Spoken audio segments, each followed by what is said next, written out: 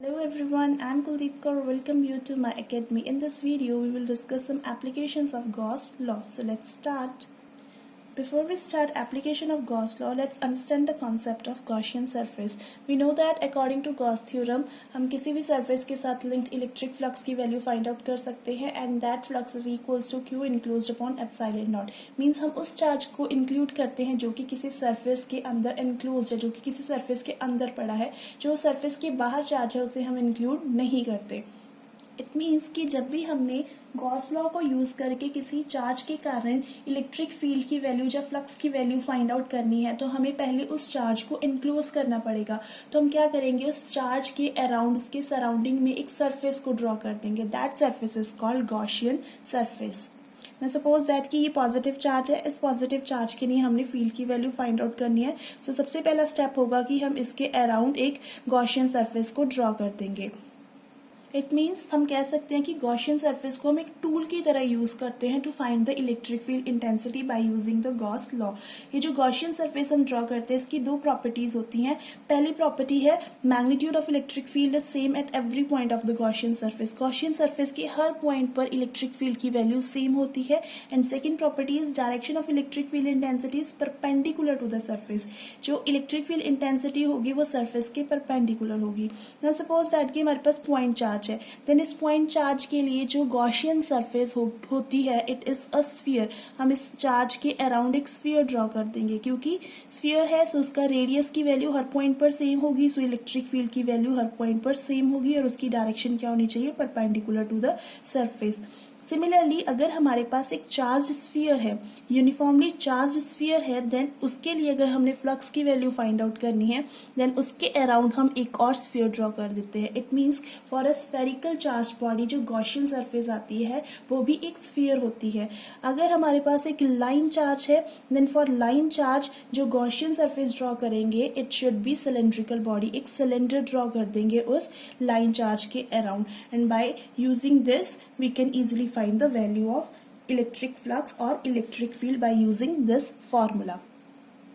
So पहली application जो हम करेंगे that is the field intensity due to a line charge. हमारे पास एक लाइन चार्ज है, हमने फाइंड करना है गॉस लॉ को यूज करके उस लाइन चार्ज के साथ लिंक्ड कितनी इलेक्ट्रिक फील्ड इंटेंसिटी होगी. सपोज हमारे पास एक थिन वायर है. इस थिन वायर के ऊपर पॉजिटिव चार्ज यूनिफॉर्मली डिस्ट्रीब्यूट है. देन अगर इस थिन वायर की जो लीनियर चार्ज डेंसिटी है वो लैम्डा के इक्वल है. हमने फाइंड करना है कि इस थिन वायर के कारण किसी भी पॉइंट, सपोज कोई पॉइंट है P, इस पॉइंट पर कितनी इलेक्ट्रिक फील्ड इंटेंसिटी होगी हमने फाइंड आउट करनी है. ना सबसे पहला स्टेप होगा क्योंकि हम गॉस थ्योरम यूज करेंगे. So first step is draw a Gaussian surface around this wire. And we know that कि लीनियर चार्ज डेंसिटी के लिए या फिर लाइन चार्ज के लिए जो हम गॉसियन सरफेस ड्रॉ करेंगे that should be a cylinder. So हमने एक सिलेंडर ड्रॉ कर लिया जिसका रेडियस है r के इक्वल और लेंथ है l के इक्वल. देन हम फाइंड करेंगे कि इस P पॉइंट पर इसके कारण कितनी इलेक्ट्रिक फील्ड इंटेंसिटी लग रही है. सो सेकेंड स्टेप जो हम इसमें करेंगे, अब पहले अगर हम इस डायग्राम को ध्यान से देखें तो इस सिलेंडर को हम तीन सरफेसेस में डिवाइड कर सकते हैं. पहली सरफेस है ये circular, this is first surface. ये सिलेंड्रिकल ये जो कर्व सरफेस है इसे हम दूसरी सरफेस मान लेते हैं और ये जो तीसरी सर्कुलर है इसे हम कहेंगे थर्ड सरफेस. देन हम इन तीनों सरफेसेस का एक एरिया एलिमेंट कंसीडर करेंगे और हमें पता है कि एरिया को हम फिजिक्स में एक वेक्टर की तरह ट्रीट करते हैं. मीन्स उसकी डायरेक्शन होगी.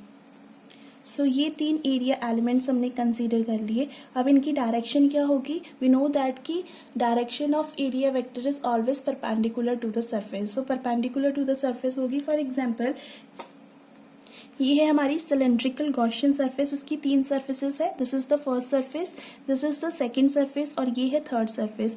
नाउ एरिया एलिमेंट कंसीडर करेंगे तीनों का और उसकी डायरेक्शन देखेंगे. अगर हम इस कर्व्ड सरफेस की बात करते हैं तो area element will be perpendicular outward. Similarly इस सरफेस की बात करते हैं तो area element will be perpendicular outward. Similarly जो थर्ड की होगी that will be perpendicular outward. So हम इसे ड्रॉ कर लेंगे. So this is perpendicular outward direction. Similarly यहाँ पर आ जाएगी perpendicular outward direction and for this first surface it is in this direction and cap. Now we will see the direction of electric field intensity. हमने properties ने किया है कि जब भी गॉसियन सरफेस ड्रॉ करनी है then electric field intensity should be perpendicular to the surface. So ये है वायर, इसकी परपेंडिकुलर डायरेक्शन इस तरह से आएगी outward. So this is the electric field intensity direction. Now clearly ये जो फर्स्ट सरफेस और थर्ड सरफेस है ये इलेक्ट्रिक फील्ड के साथ, यहाँ पर इलेक्ट्रिक फील्ड इस तरह से है. सो इन दोनों के बीच में area vector and electric field के बीच में जो एंगल बन रहा है this is 90 degree. Again first surface के लिए भी जो एंगल बन रहा है that is 90 degree and second surface के लिए जो area element and electric field के बीच में डायरेक्शन बन रहा है दैट इज 0 डिग्री. दोनों सेम डायरेक्शन में. इन गॉस थ्योरम के according surface integral of E dot ds is equals to Q enclosed upon epsilon naught. Electric field का जो सरफेस इंटीग्रल है वो Q enclosed upon epsilon naught के equal है. और यहाँ पर डॉट प्रोडक्ट है, it means it should be E ds cos theta. First और थर्ड सरफेस के लिए जो थीटा की वैल्यू आ रही है that is 90 degree and cos 90 is 0. It means clearly जो फर्स्ट और थर्ड सरफेस है ये इलेक्ट्रिक फील्ड में कॉन्ट्रीब्यूट नहीं करेंगे. ये जो सेकेंड सरफेस है इस केस में एरिया एलिमेंट और इलेक्ट्रिक फील्ड के बीच में 0 डिग्री एंगल आ रहा है. सो यही सरफेस जो है वो सिर्फ कंट्रीब्यूट करेगी for the electric field. Now इस साइड है हमारे पास E इनक्लोज, वो वाला चार्ज जो इस गॉसियन सरफेस के अंदर इनक्लोज है और वो किसकी इक्वल है दिस होल चार्ज, और इसकी हमें लीनियर चार्ज डेंसिटी गिवन है लैम्डा की इक्वल. इट मीन्स कि हम इसे इस इक्वेशन को इस तरह से लिख सकते हैं surface integral over first surface over second surface over third surface, और फर्स्ट और थर्ड सरफेस के लिए इसकी जो वैल्यू आएगी it is equals to 0. So we remain with surface integral of electric field over second surface is equals to Q enclosed upon epsilon naught. Now we will find the value of this E enclosed. हमें given है linear charge density और हमें पता है linear charge density is equals to Q upon length. length के over कितना charge distribute है. यहाँ से हमारे पास Q की वैल्यू आएगी lambda upon L और L क्या है length of this Gaussian surface. It means कि जो Q enclosed है उसकी वैल्यू किसके इक्वल आ गई lambda L के equal. So we remain with this equation. अब हम इसे सॉल्व करेंगे. It can be written as E ds cos 0 it is equals to lambda L upon epsilon naught. Now cos 0 is 1, so we have E value of electric field at every point is same, so इसे integration के बाद लिख सकते हैं. Integration of this is along the second surface, integration of ds is equals to lambda upon epsilon not.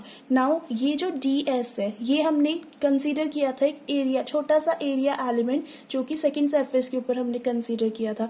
अब इसकी जब हम इंटीग्रेशन करेंगे तो हमारे पास टोटल सरफेस एरिया आ जाएगा और टोटल सरफेस एरिया किसके इक्वल होगा surface area of the cylinder. And we know that for cylinder surface area is equals to 2 pi RL and it is equals to lambda L upon epsilon naught. So E is equals to lambda L upon epsilon naught into 1 by इधर आके division में हो जाएगा 2 pi RL. L के साथ L cancel हो गया. सो electric field की वैल्यू कितनी आ गई lambda upon 2 पाई epsilon naught R. सो किसी भी लाइन चार्ज के लिए जो इलेक्ट्रिक फील्ड की वैल्यू आएगी it is equals to lambda upon 2 pi epsilon naught R. Clearly E is inversely proportional to R. जैसे जैसे P पॉइंट का डिस्टेंस इंक्रीज करेगा, ऑब्जर्वेशन पॉइंट का डिस्टेंस इंक्रीज करेगा लाइन चार्ज से, वैसे वैसे इलेक्ट्रिक फील्ड की वैल्यू डिक्रीज कर जाएगी. सो ये थी first application of the Gauss law. हम हर एक एप्लीकेशन को 3 स्टेप्स में सॉल्व करेंगे. पहला स्टेप हम करेंगे कि जो भी चार्ज डिस्ट्रीब्यूशन हमें गिवन है उसके अराउंड एक गॉसियन सरफेस ड्रॉ कर लेंगे. सेकंड स्टेप में हम उस गॉसियन सरफेस का एक छोटा सा एरिया एलिमेंट कंसीडर करेंगे, उसकी डायरेक्शन देखेंगे. एंड थर्ड स्टेप में हम उस एरिया एलिमेंट के कारण जो इलेक्ट्रिक फील्ड इंटेंसिटी आ रही है उसकी वैल्यू फाइंड करेंगे और उसकी इंटीग्रेशन कर देंगे अलॉन्ग द होल सरफेस. उससे हमारे पास क्या आ जाएगी उस चार्ज डिस्ट्रीब्यूशन के कारण कितनी इलेक्ट्रिक फील्ड इंटेंसिटी आ रही है. सो this is all about this video. Thank you.